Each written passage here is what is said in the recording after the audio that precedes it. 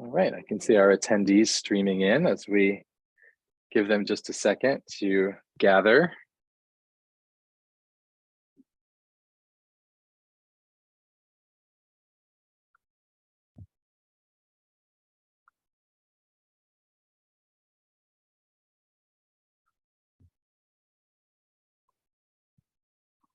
Excellent.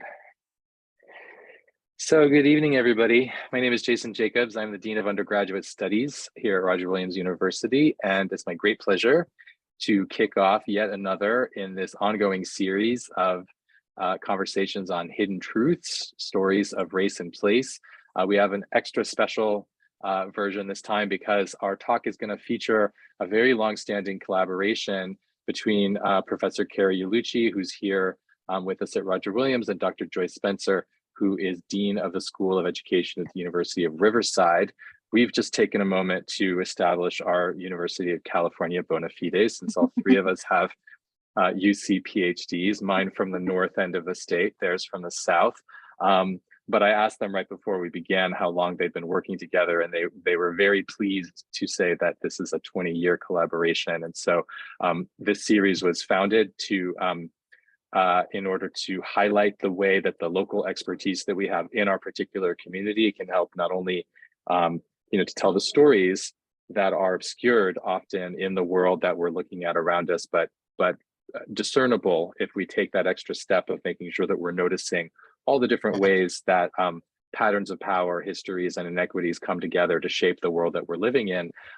But we also were really pleased to feature the folks that are with us, who know this stuff and who bring to bear the expertise and the methodologies that are able to do this work. And what's extra special about this one is that that work is often collaborative. It's that very collaboration that we are going to see today. So I'm so proud to get out of the way, having introduced Dr. Carrie Iulici, who is professor in she's an associate professor of diversity and equity in education at Roger Williams University, having worked on urban education for many years, and Dr. Joyce Spencer, who is the Dean of the School of Education at the University of California, Riverside. We will let them do their thing. There will be Q&A at the end. We're going to use the Q&A function of this webinar rather than the chat. So please enter your questions as soon as you have them into the Q&A. I'll be reviewing those as we go. And when it comes time for the Q&A, I will be reading those so that our panelists can answer them. And thanks so much for showing up. And thanks so much to our panelists and speakers, Joy and Carrie. Take it away. Thanks, Jason, for this kind introduction. Jason, can you let me screen share here? And then I can get our presentation up. So while Jason is doing that, thank you all for being here. We're really just touched, is probably too a really strong word, but really pleased to have this many folks interested in our work. And I'm thrilled to have my colleague here from California to share our work with you. So let me, whoops, hold on a second, get this up and rolling. There we go. How's that? Did that become, there we go. Yeah, here we go. All right, folks can see this now. Joy, you can see this? All right, so again, thank you and welcome to everyone here. Just to give Joy a little bit of a heads up, I can scroll through the attendees and see that we have a wide variety of different folks with us today. So we have undergraduate students, grad students, teachers, community members. So we're going to try to include everyone as we go through our talk. So let me just start out by kind of framing how Joy and I do this work. So Joy and I deal with primarily graduate and undergraduate students and then teachers in the field. And we feel like it's really important to really front the orientation that we have to doing this work, because teachers do this work for a whole bunch of reasons. At the end of the day, Joy and I see ourselves as teachers first and kind of everything else secondly. And so we want to just convey to the audience what animates the work that we do. So we're very much concerned about the dignity in which we, provide students when they come to us and the work that we do with them, with the idea that we're trying to remove obstacles that get in the way of children being able to be successful, right? So I say in my classroom that I'm in the youth uplift business. and everything else comes after that. And that's really true. I think I actually might have said this in class today, so other students can vouch for me. That's the most basic thing that we provide students is a safe place where they can be whole. And then we layer all the other beautiful things that we do for youth on top of that. Kind of extension of this is our orientation to youth in particular. And I'm really mindful that we are in a super difficult moment right now, post-COVID, as it pertains to youth who are truly struggling, right? For a whole host of reasons. And I feel like it's really easy to devolve into hopelessness or blame or frustration when it comes to dealing with youth. So occasionally I like to kind of recenter myself and remember that, you know, as much as people focus on issues and obstacles that children bring to the table, we also have to focus on the assets that they bring. And this goes across all people groups that we work with when we're working with youth, that we're looking for assets, that we're thinking about ways that we can fix our processes as educators rather than thinking of children as broken and in need of repair, and that we're constantly adding. Unfortunately, education in the United States has a historical function of stripping away identities in children. You can see this for example, with English language learners, where we kind of strip their home languages from them from, you know, birth to say middle school, and then try to add back languages once they hit middle school, whereas we could have all along been adding to their cultural repertoires. So our goal isn't to change children into things that they're not, right? But to allow them to be bicultural as they walk through schools with us. So that's where we're coming from as we do the work. In one moment, Joy's gonna start to kind of lead you through what our process will be for the night, and then get into the big conversation about what anti-blackness means, but you're gonna need a pencil. So if you don't have a piece of paper and a pencil, go snag one right now, or something to write with, or even if you wanna just write yourself notes on your computer. There will be a couple of places where we're gonna turn it over to you and ask for your feedback, or just to be engaged in the topics a little bit more. All right, let me turn it over to Joy. Thank you, Carrie. It's really wonderful to be here. I can't see everyone's smiling face, but I'm hoping you're smiling, hoping that you're thinking, you know, good thoughts. This has been I think a bit of a difficult day in the news. And so if we could center our thoughts on really doing positive work on behalf of young people, on behalf of communities. As Carrie said, we've been in the trenches for a long time. Even before we knew one another, we were teaching in urban schools and thinking hard about these issues.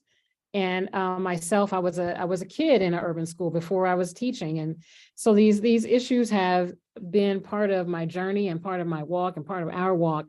So let's just keep hanging in there. I think if I want to give encouragement to people who educate to keep doing the work in season, out of season, when it's fun, when it's not, when it's popular, when it isn't. So just a bit of walking you through this seminar. We're going to do 3 movements, so to speak, if you think about movements in music. The first part of this session, we're going to be thinking about and understanding how anti-Blackness functions in schools. And we call out anti-Blackness as something that's different than some of the other terminology that you might hear: equity, diversity, multiculturalism. So we're going to spend a little time thinking about what anti-Blackness is, and specifically how it functions in schools, which I think is unique. After that, we're going to move into some conversation about diversity versus anti-racist work, how that looks and how educators can do that work. And then finally provide some methods for how we all can change and what we can do to move towards, to move to a space of less anti-Blackness and more respect for everyone. So can you go to the next slide, Carrie? All right. So our presentation, a lot of what we're going to be talking about today is really based on our book that came out last November. We were super excited. I don't know where, I wasn't at home. I was somewhere else in the country. And Carrie sent me this picture with her dad. I think it was her dad holding the book. And I was like, what? The book is out, it came out early. But this book is called Anti-Blackness at School. This book was written during the pandemic. It was written during a time of extreme anti-Blackness. And this book is really an offering. It really sums up a lot of our thinking over the past couple decades about how anti-Blackness operates and why and how it remains in schools, even against the wishes of those really who wish that it would disappear, but yet it remains. And so we hope that you take some time to purchase this book, to maybe use it for one of your classes. I think it has a lot to offer. It's small but mighty, I would say. It really is. Okay, so let's sort of transition. We were talking about anti-Blackness and how it functions in schools. And so I want to say that the way anti-Blackness works and operates in schools today is very different than how it operated when I was in school, when I was in K-12 school, than when my mother was there and when my grandparents were there. And the same thing for any of us. Anti-Blackness is something that morphs over time, but its impact often remains the same, which is to keep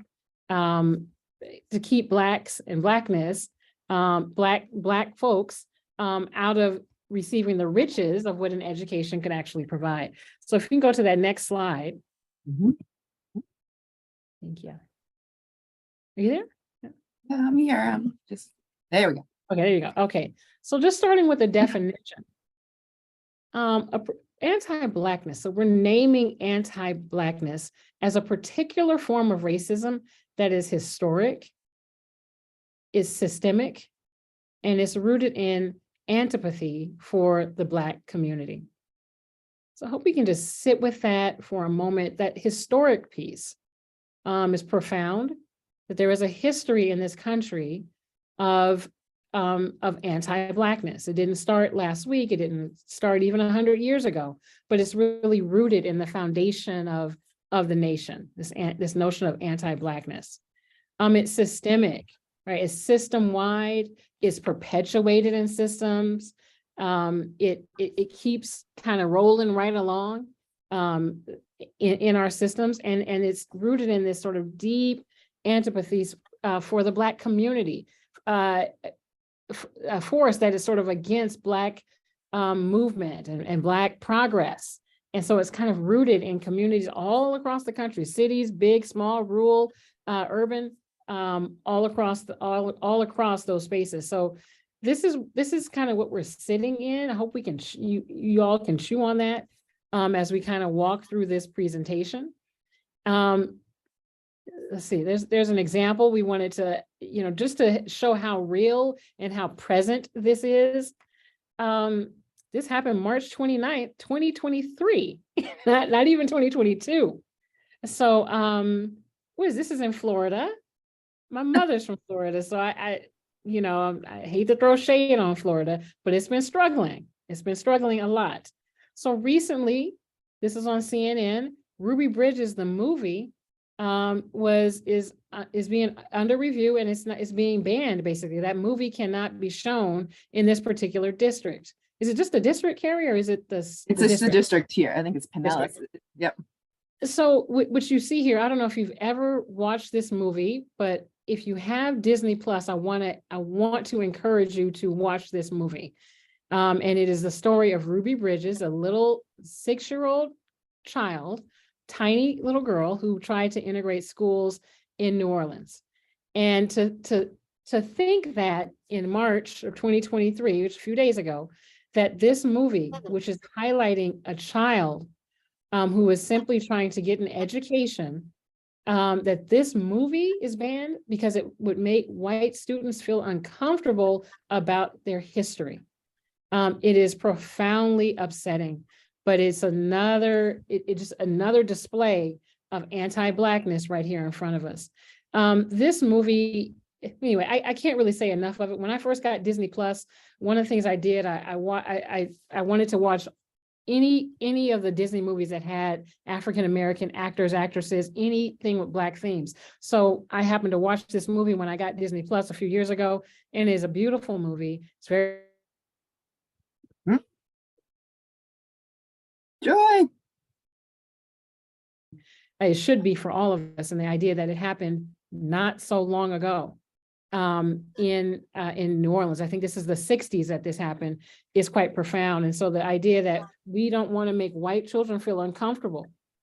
And so for the sake of Joy, you're breaking up, my friend.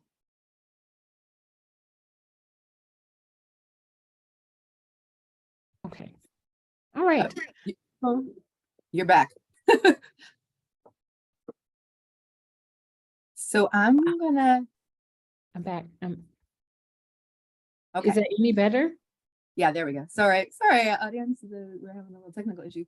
So I'm gonna transition us to this next slide. So when we were putting the book together, we thought about anti-Blackness as happening along 5 different categories. And so these are the ones that we've kind of clustered the experiences that we have both, for Joy has experienced, for me as a teacher educator have been experiencing going through classrooms, and try to kind of coalesce all of the different examples that we have of how anti-Blackness manifests in schools in these 5 ways. And so for the sake of time constraints today, I want to give you a quick overview of each of these 5 categories and what they mean, right? And with examples of each of them, knowing that we're moving quite rapidly. However, with the 2 that are highlighted, we're going to track back to those to do activities with you all to try to highlight the way omissions and adultification plays out in schools. So when we think about overt hostility, right? So anti-Blackness, right, is this kind of antipathy towards Black communities, right? That's very much specific to Black communities. And that's not to say that racism doesn't impact all manner of communities, but that this is a really particular type. And so we start with overt hostility just because I feel like we live in a time right now where we often kind of package racism as something that happened in the past and something that's not really in existence right now. And so we want to kind of push pause on that from the outset, which is that we know that there is overt, in your face, very public manifestations of anti-Blackness in school settings from the jump, right? So that's, we can baseline provide that even though they seem really over the top, that overt hostility is still existing in schools. And then we can kind of unpack the ways in which more kind of quiet forms of racism show up in schools. So for example, with overt hostilities, we still see examples of explicit racism against Black people in schools. So for example, there's an interaction that we saw between classmates who were selling Black students at their school, right? So they had a social media thread going in which they were like bidding on Black students. So that's right now, and that doesn't require a whole lot of unpacking, right? So I think sometimes people can lull themselves into believing that racism doesn't exist because it's switched formats in many ways. But this is like the old school format, right? So much to my amazement, the use of the N-word at sporting events feels like it's all but ubiquitous. I hear of variations of this from my college students, from my own students, all the time, of that this being kind of like casually thrown out in sporting events. And I think it's really important to start here, because I think that we often use language about like we're better than this or we're beyond this, but this still happens, right? And I would suggest to any of you watching to literally Google after this, like whatever your hometown is, and like racism in schools, and you will find something almost instantaneously. We tried to lead this presentation by things that happened since we wrote the book on purpose, right? Because it doesn't take long to scratch the surface and see how anti-Blackness is kind of all around us. So a more quiet form of anti-Blackness in schools is around intelligence and how we frame who we expect to struggle and who we expect to succeed.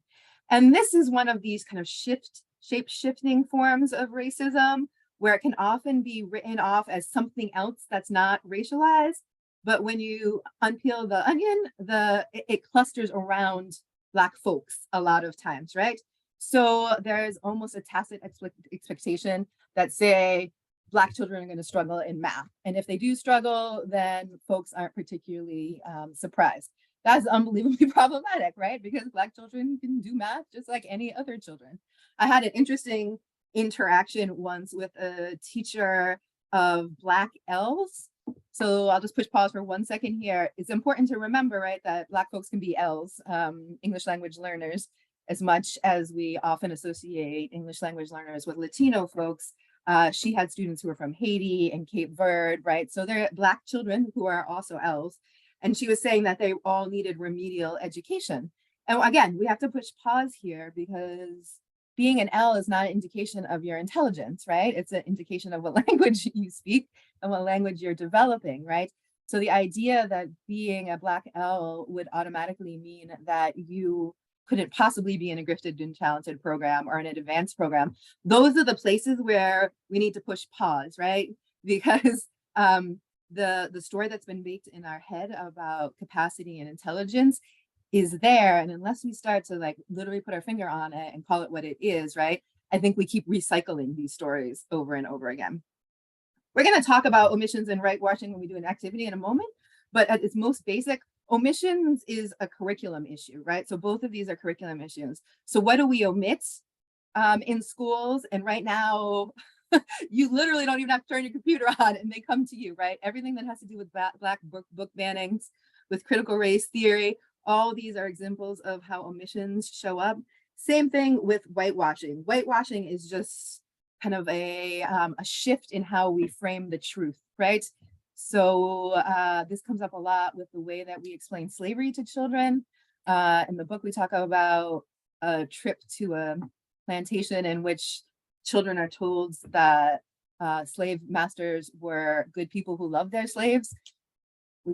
We can't keep telling these stories over and over again, right? So, and I'm imagining many of you, if I could see you, and I really wish I could, are nodding your heads because you've heard some version of that.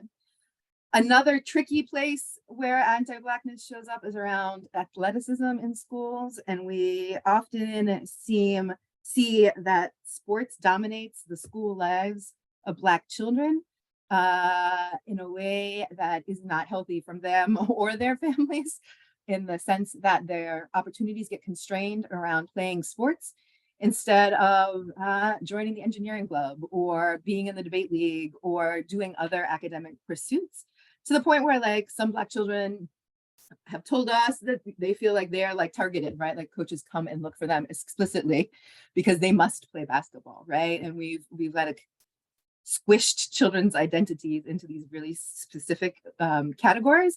And it's often around physical bodies versus around the life of the mind.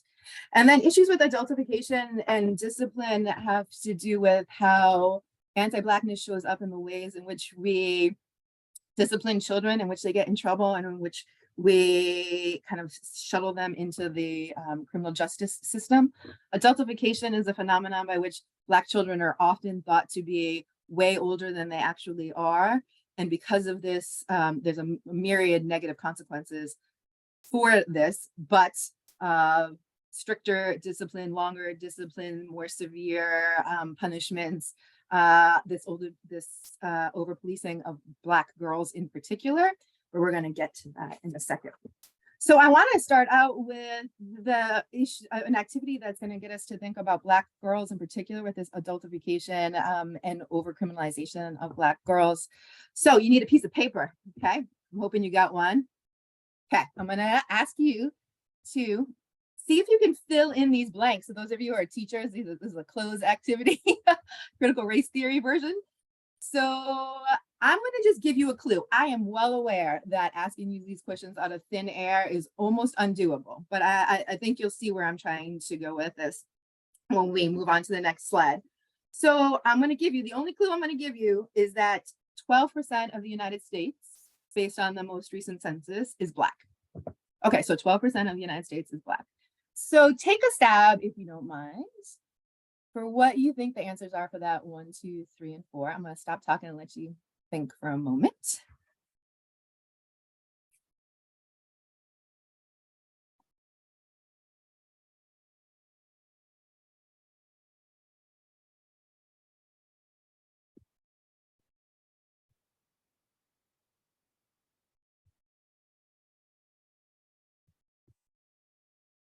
Can you go back one, Carrie? I can. Sorry, folks. Sorry. Ooh.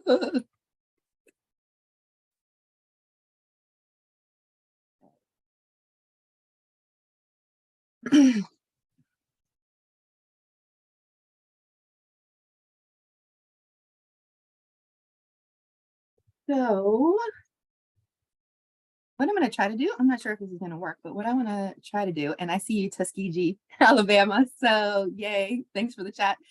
So this chat is designed so that we can see it. Joy and I and Jason can see it, but y'all can't see it. So I'm going to ask if you think you know the answer for number one. Somebody want to jump in the chat and send me what you think is it? Only I can see it. So if you're wrong, no one else can see it but us. Oh, I'm getting 30% here, 95, 1.9. All right, very specific. Oh, wow. Okay, we got quite a range, folks. I got 75%, 65%. All right. Hey, thanks. This works. Okay, perfect. Okay, so we have a wide variety of possibilities from, I think, a low of 1.8 to a high of about 95. So let's see if this will work. Get out of the chat, move over to you.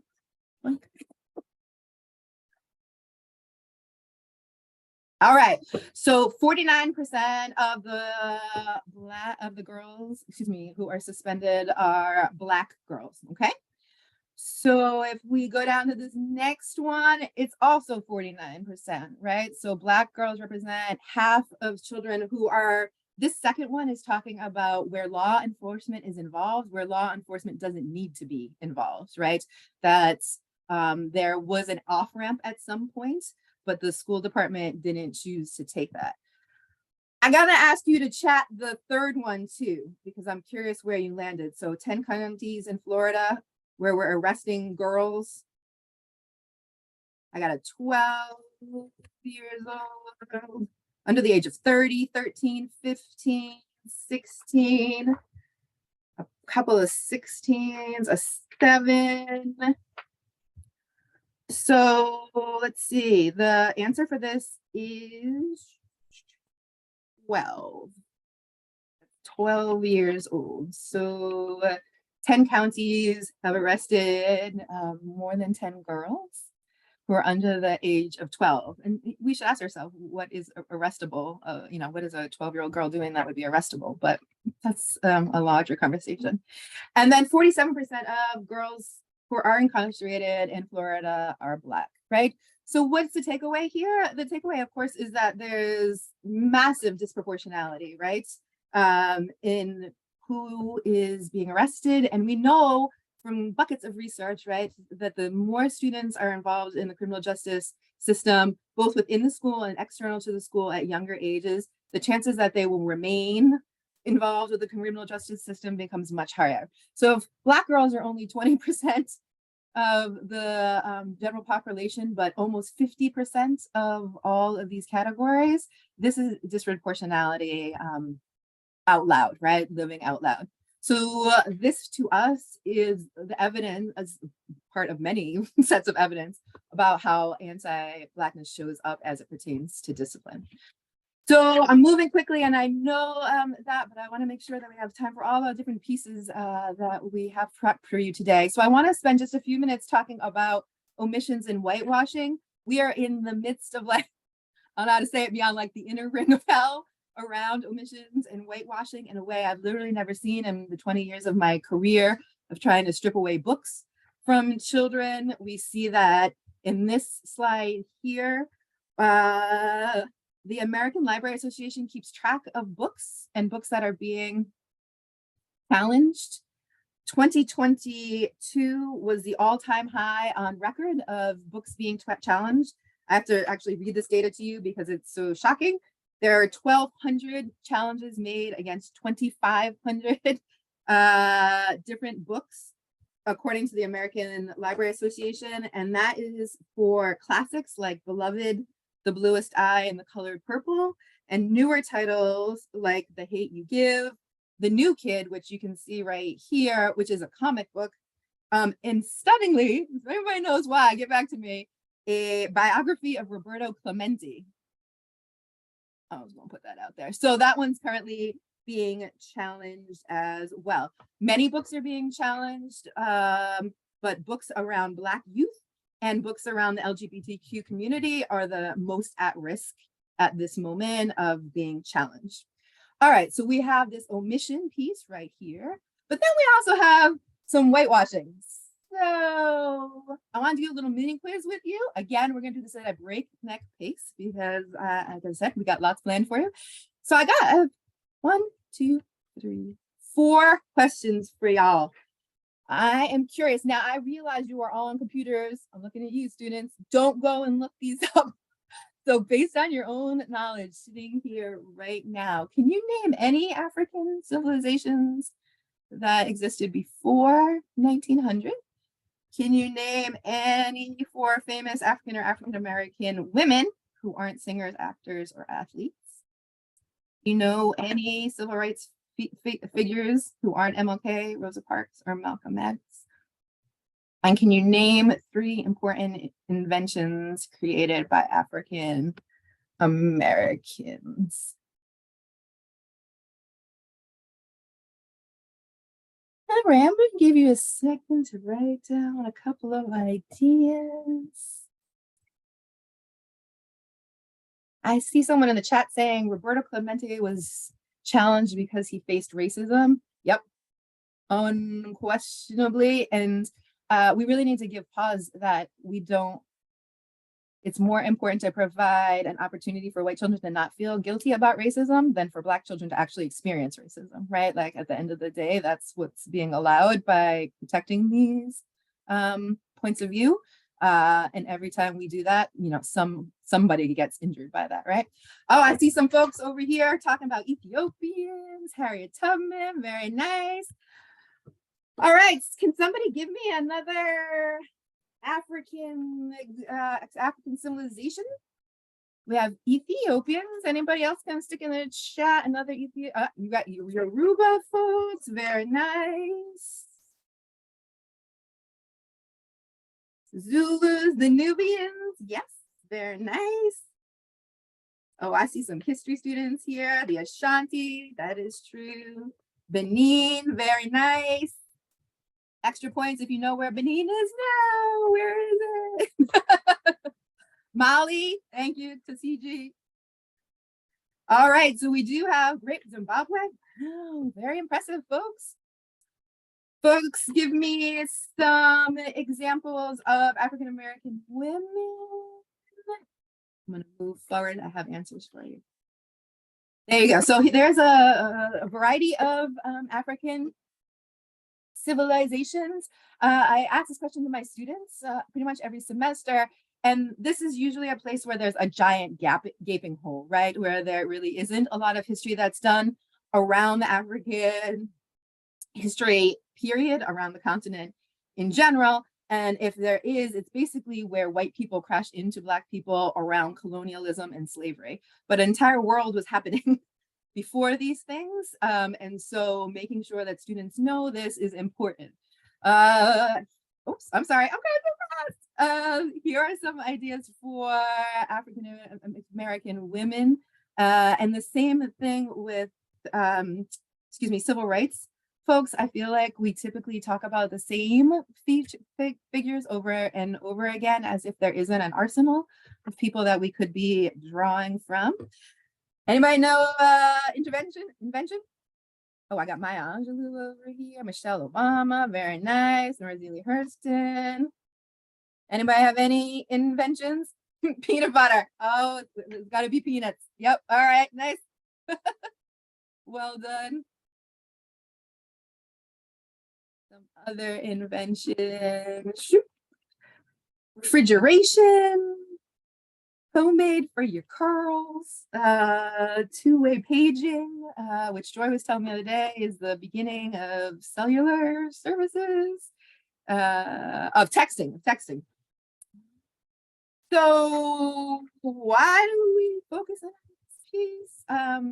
To me, the take home with this section, and I hope for you, is that there has to be consequences for the fact that most people, many people, you are all a self-selecting group of people, right, that you're here today, have gaping holes in their understanding of both African history and African American history.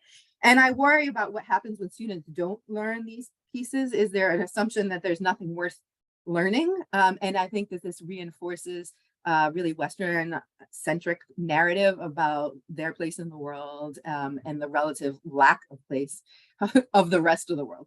All right, so let me turn this back over to Joy, who has the next two sections of our chat for you. Great, thank you, Carrie. I hope my sound is a little bit better at this Sounds point. good right now. All right, fantastic. Yeah, I love that quiz.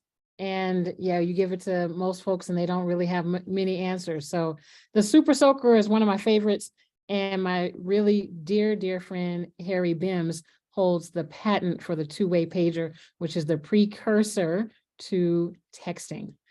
Okay, so let's go ahead and shift a little bit to talking about some terminology. You know, there are a lot of terms that are used and they're almost used interchangeably.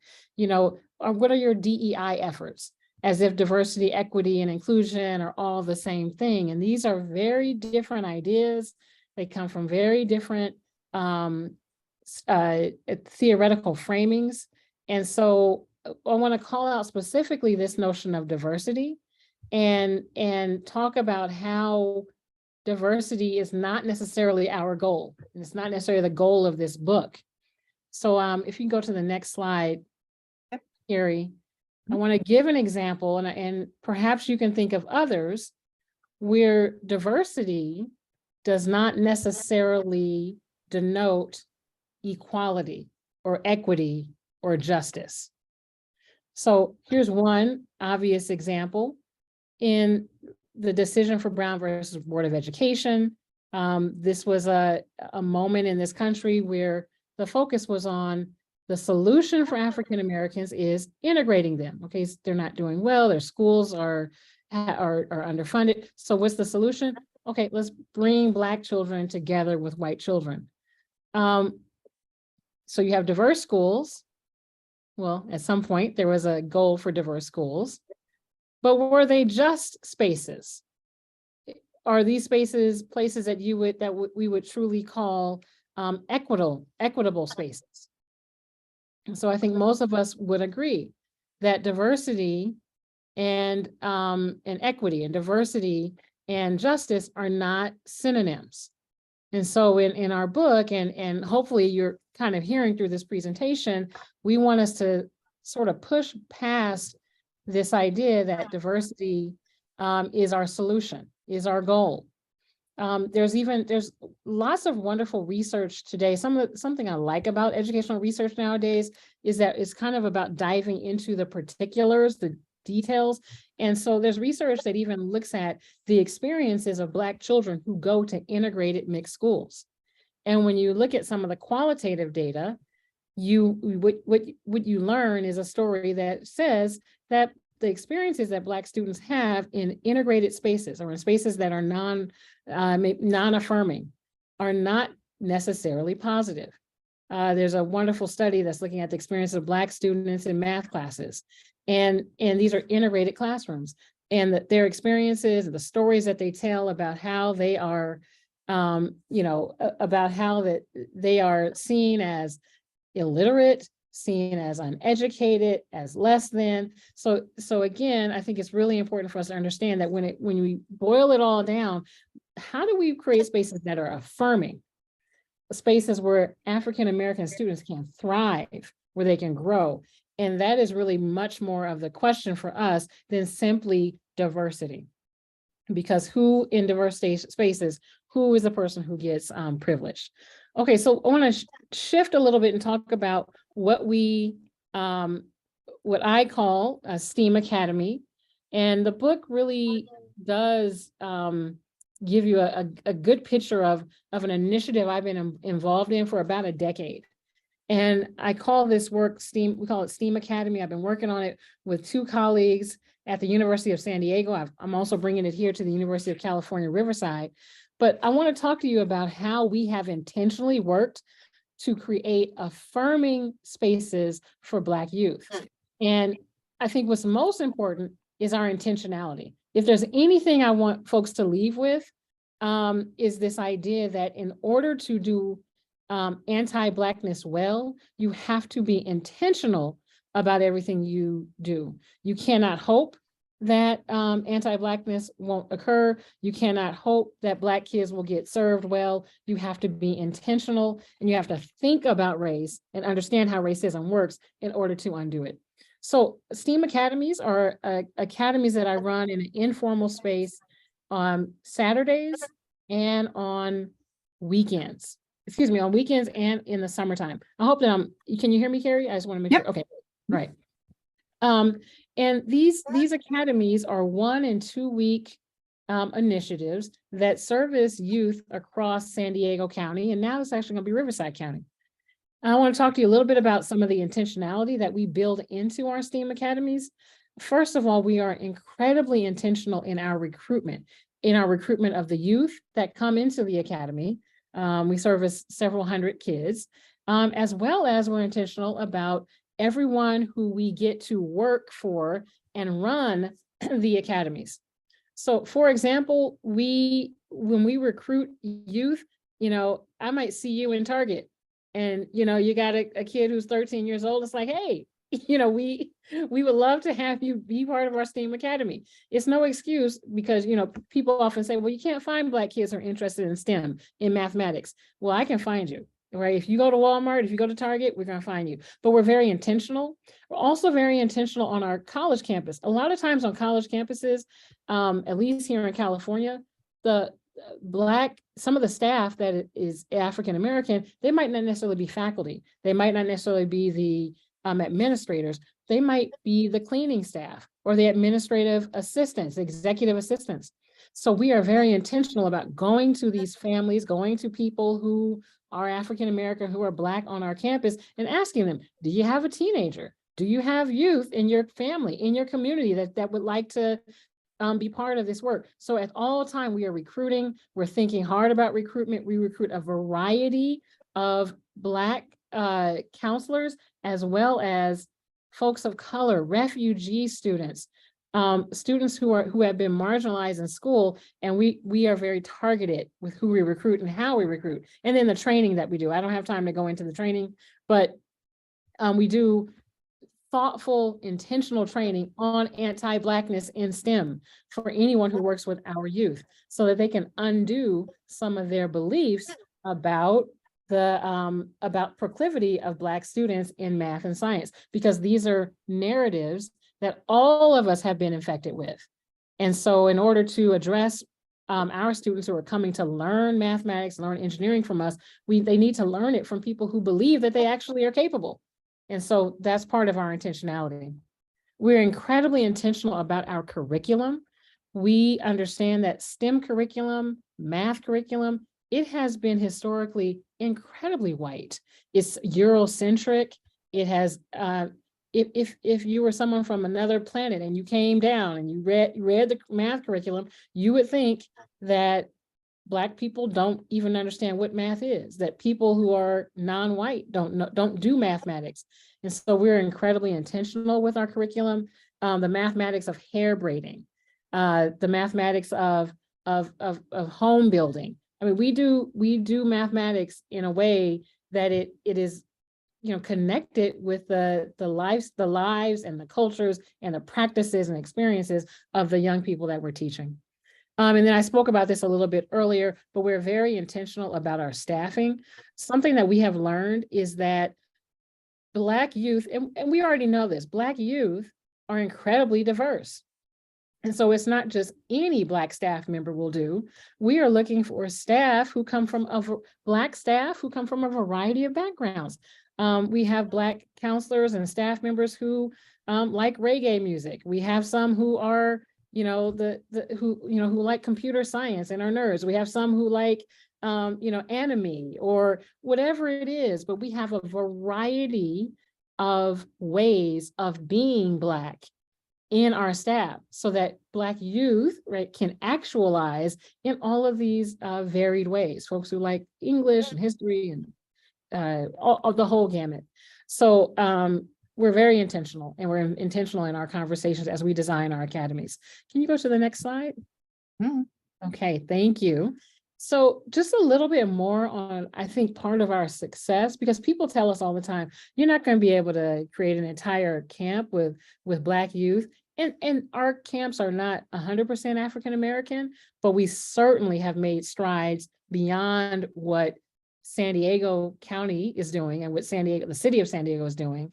And we're always told, you know, you're not going to be able to do that, but we do it, and we defy it every single summer, every year. I say that we have a veritable Wakanda on our campus. When people look around, they're like, look at all these Black kids doing math and engineering and string theory, and we do it, and our students don't struggle, they love it, and they don't want to go home. So how do we build these places? I believe that what we do that brings kids back is that we are affirming.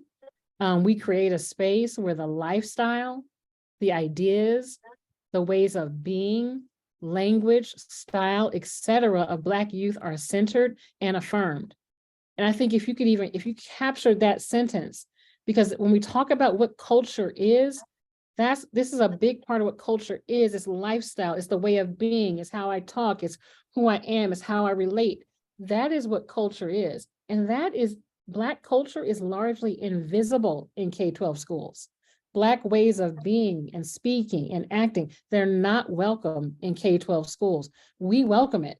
You know, we speak Black English. We play Black music. I mean, dare say at our engineering camp, we have hip hop playing in the background.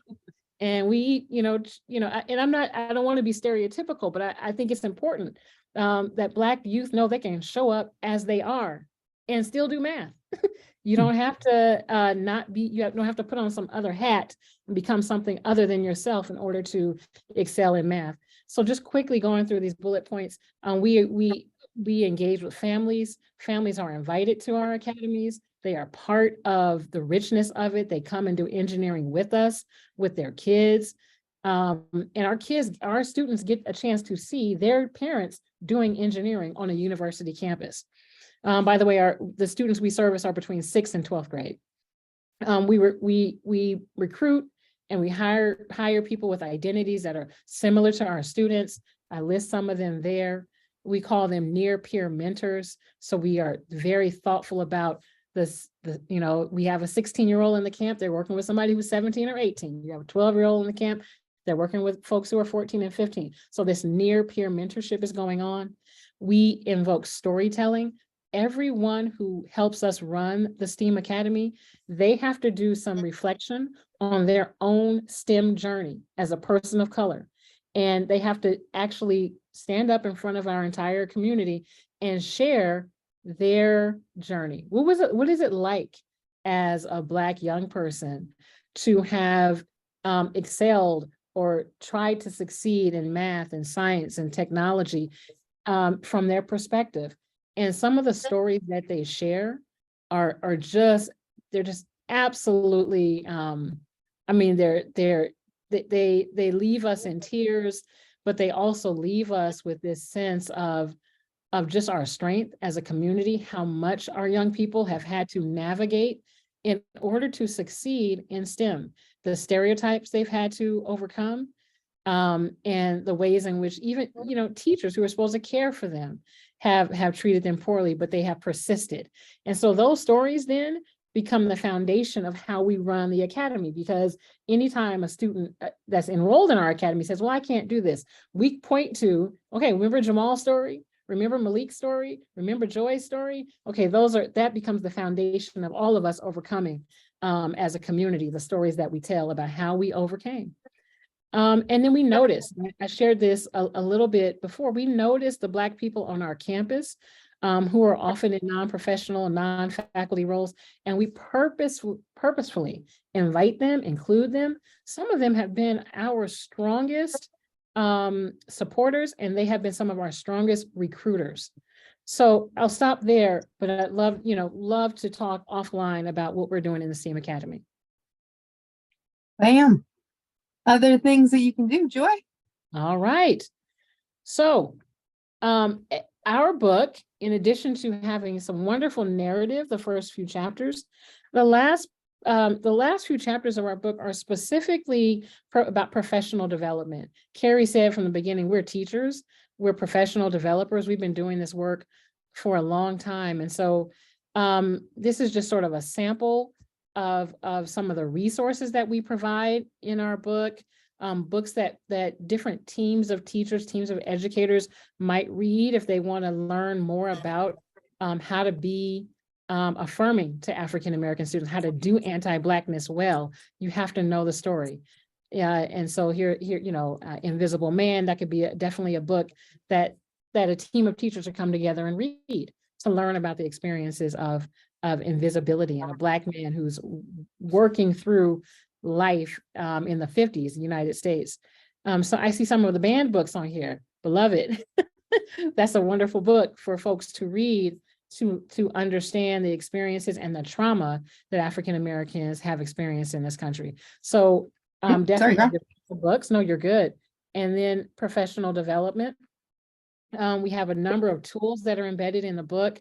We have an equity inventory, which is a way for school teams to take inventory, to be purposeful and intentional about thinking through how their schools are affirming, how they are or are not affirming to African-American youth and African-American families. I think it's a wonderful tool, a wonderful heuristic. We have a Black family interview protocol that's embedded in there, where, you know, schools take the time to get to know the Black families and communities that are part of their school. I think it's a wonderful tool. And then lots of professional development on curriculum, curating of diverse literature, mental health support, et cetera, et cetera. We're not trying to, this is not a sales pitch for our book, but I will say that the tools in it, I mean, it's worth it alone, because I think a lot of times teachers, educators want to do good work, but they often don't have the tools, and you need good tools. Vygotsky says that you need a tool, right, is a mediator of your action. And so these tools in this book are really wonderful for learning how to do anti-Blackness. Okay. All right, folks. Go, Joy. No, we're good. Whew, we did it. Yeah. All right, you can tell that Joy and I care deeply about these things, and we try to squish in as many important things as we thought we could in a somewhat totally inappropriate amount of time. But we hope you're coming away with at least a taste of what anti-Blackness looks like in schools and some initial steps that you can take to kind of begin to undo the harm. So we know that we're getting close to the end of the session, but we're happy to take any questions that folks have. I know that Jason's been sifting through potentially. So anything out there, Jason? I don't see any questions yet in the Q&A, potentially because you kept them busy and you gave them so many chances to share their knowledge. But I've got my eye on the Q&A right now, so I'd be so happy to transmit any questions. I can see a question that just popped up in the chat, which I think the two of you can see. It's from our own Rochelle McCormack, asking, in an education program that is small, what should we focus on? In an education program that is small, what should we focus on? Joy, I'll pass it to you because this is my colleague and she can hear from me whenever. For me, the first place to focus is history. And I say this, you cannot honor a people if you do not understand their story. So if it's simply picking up a book, we read, for example, The History of Blacks in the South. It's an amazing book. Just reading that book together with your students and your faculty will help you understand how Blacks arrived at where we are in the educational journey. So to me, understanding the history and understanding the story is the smallest act, and it is an act of it's a revolutionary act. It's the education of Blacks in the South.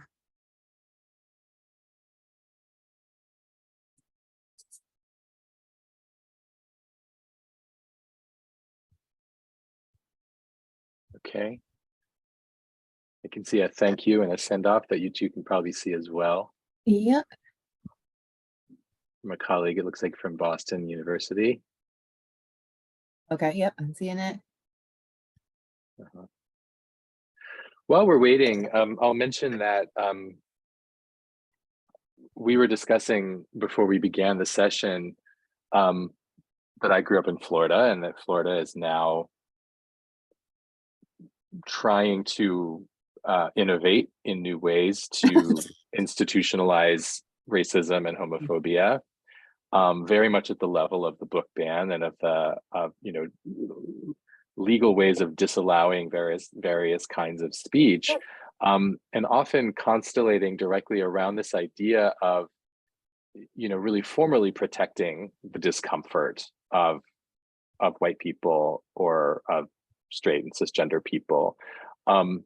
That to me is very easy. It's very easy to roll one's eyes at that kind of thing, except for that when it's given this kind of legal weight, it sort of demands that we take it quite seriously, in fact. And so, I wonder how to think about engaging in some kind of pedagogical practices that try to take that head on, that doesn't somehow end up recentering the concerns of white students and their parents at the expense, yet again, always one more time, displacing the needs or othering, Black students and other minoritized students in these communities.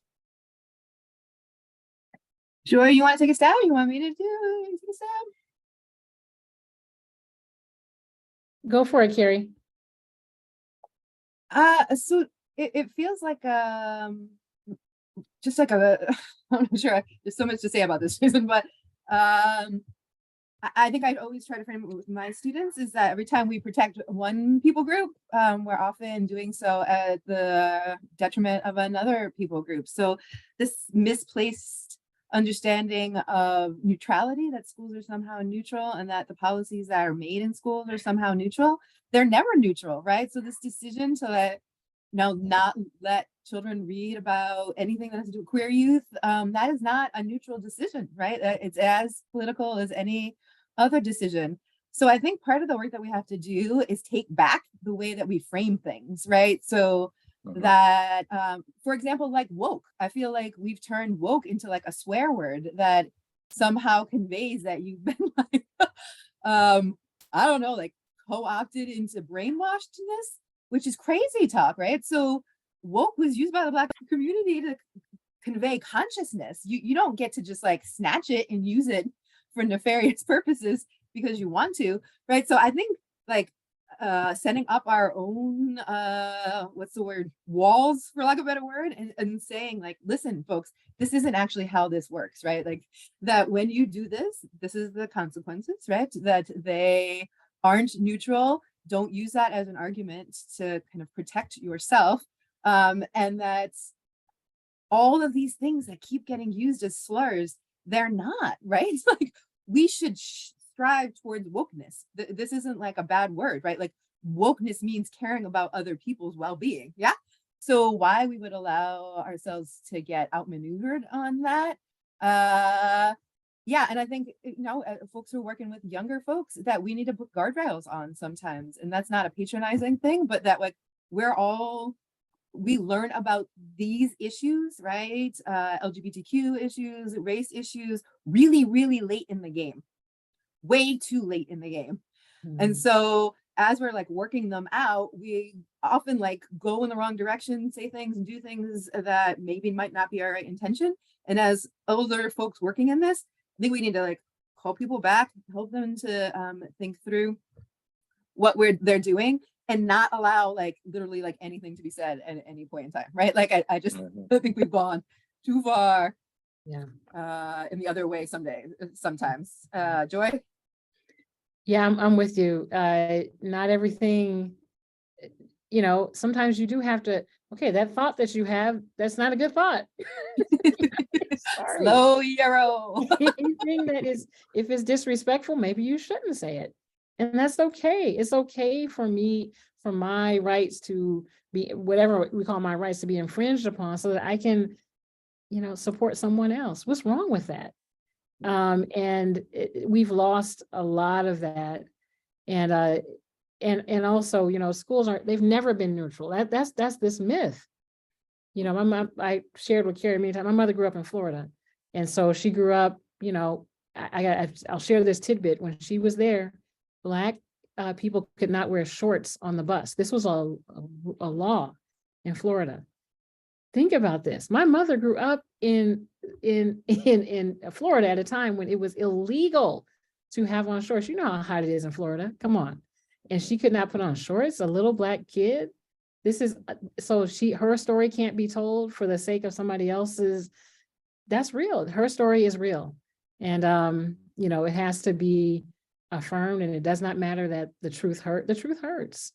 Maybe that gets us to stop, you know, treating, maybe if we hear more of the truth, we'll stop doing, you know, bad things. So yeah, so much more I could say about that. I apologize, just so much more.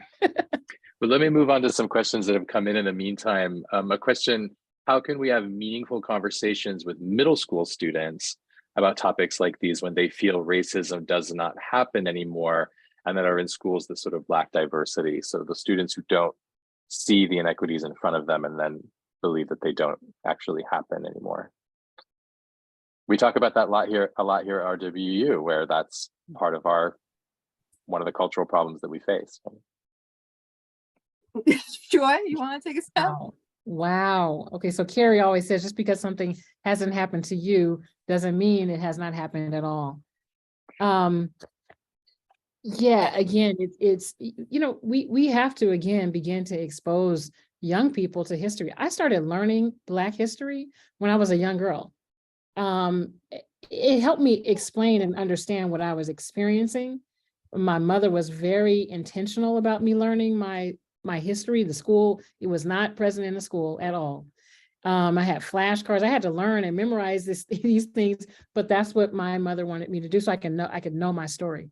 We are raising kids who are completely ahistorical. They have not been taught what's really going on. They have not been exposed to news that is fair and balanced, sorry to say. And so really that's part of it, is exposing them to things. I also want to acknowledge that our youth are looking at YouTube. They're looking at you know, TikTok and Instagram, and they're even seeing Black youth do all sorts of things that seem absolutely unconscionable. And so they're wrestling with what they're seeing, and that has to be balanced out with schools inviting in, you know, speakers who are Black, having teachers who are Black, having community members, PTA members. Like you have to be, again, intentional, so that these middle school kids are exposed to not just what the media shows you. I mean, there's a reason why you see Black craziness on the media, but you hardly ever see Black brilliance. You know, how come we can name you know, lots and lots of Black folks doing wild things on TV, but not a lot of them, you know, who are inventors. So just understanding that everything that's happening, everything that your kids are exposed to, there's something behind it, and then helping them to come in with that counter narrative, you know. So learning Black history. Thanks. And then there's a question, I'm trying to abbreviate a little bit, you know, that has to do with some of the cultural forces that happen outside the four walls of the school. The community member asking the question, you know, raises the kind of stereotype about STEM education not having, you know, value in African-American families, and, you know, the stereotype being maybe the converse in Asian American families. And, you know, how do we think about these issues when, you know, there's the school, but also situated in these larger frameworks? And I think you, to some extent, already talked about that by going to Target and looking for like, STEM excellence in Target. Jump in we have ideas about intelligence and how it maps on to people groups all over the place, right? So that it maps on strongly to certain people groups or weakly to other people groups, but that's not how intelligence is allocated, right? Like, all people groups have examples of really wise people and goofballs, right? And the thing that always kills me about this argument is that if you are white and grew up in a white majority, you know that, right? Like, can you think of a goofy white person? Yeah. Can you think of a genius white person? Yeah. So by saying that, I just mean that why we don't extend the same grace to other people groups flummoxes me sometimes, right? So, I mean, obviously the stereotype is around Asian folks of being very, very intelligent. Clearly there are Asian folks who also struggle, right? And so when we have stereotypes, no matter if they're positive stereotypes or negative stereotypes, they always limit the people group that they're directed at, right? They're not helping because so if you're an Asian person who struggles in school, do you forfeit Asianness in this situation because you're struggling, right? So biology loves diversity. Everything loves diversity, except for humans sometimes, right? Well, I think I'm a little far afield right now, but I'll stop there. Joy, something else? Yeah, I would just add that when it comes to mathematics, you know, I had a slide, we didn't have time to get to it. This idea that mathematics sort of represents intelligence itself, right? So it's like the marker of being intelligent. There's this unspoken hierarchy in knowledge. And so anyone who does mathematics well and thinks in sort of these in a linear way really, really well, that they represent what, you know, knowledge and intelligence actually is. And so questioning that and understanding that when we say and when we think that African Americans don't do math well, can't do math well, that it is another indicator of the racism that African Americans have experienced, which is that you are not intellectual, right? You do not have intellectual gifts, you have physical gifts. Okay, so again, messaging, there's politic is everywhere. Everything is politic.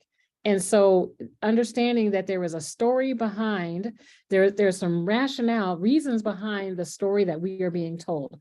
And so in the same way that white students are taught that Black kids can't do math well, and that white teachers embrace these myths, and white families and white communities embrace these myths, then there's also this impact where Black students begin to believe the myth too. That's true, right? Because racism is also about how we get seen. So if I get seen since I'm in kindergarten, even before that, as someone who is not intelligent, I've been told I'm strong. I've been told that I'm physically, you know, you're great. You can talk really well. You can play ball really well. If I've been told that for all these years, and then I show up in your middle school classroom and suddenly I'm not so excited about middle school math, well, then what part do the teachers play in creating that myth, in spurring on that mythology? So we have to take responsibility for the messages that we send kids. And then we can't be surprised that they then act in the ways that we said that they would act. So no, is there anything, I've spent a lot of time in Africa, and all the mathematicians in Africa are African. And there is nothing biologic.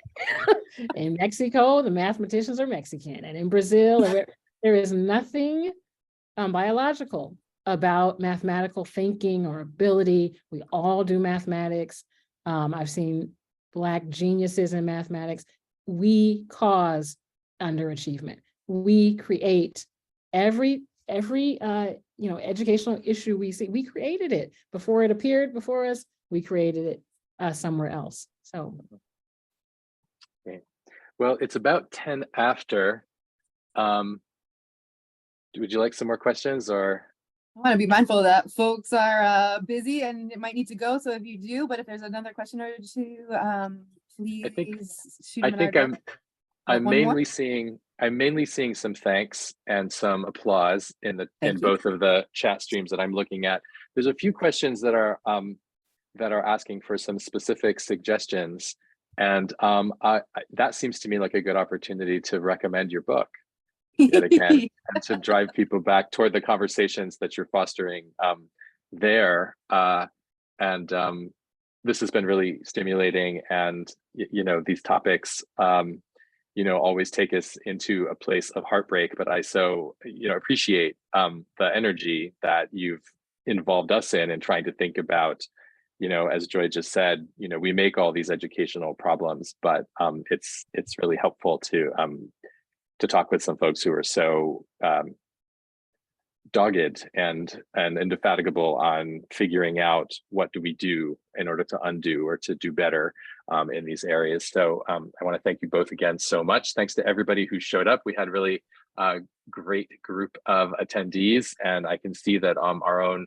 Roger Williams University education program undergraduates were very much in attendance, as well as members of our faculty and staff beyond our own university walls. So thanks to all of you so much for taking part, and thanks to Carrie and to Joy again for another great Hidden Truths. And I think that I'm blanking on whether or not this is our final one of the year, but I think it is. I think this is the final of the year. So thanks to everybody who's been coming for another great year, and have a great night.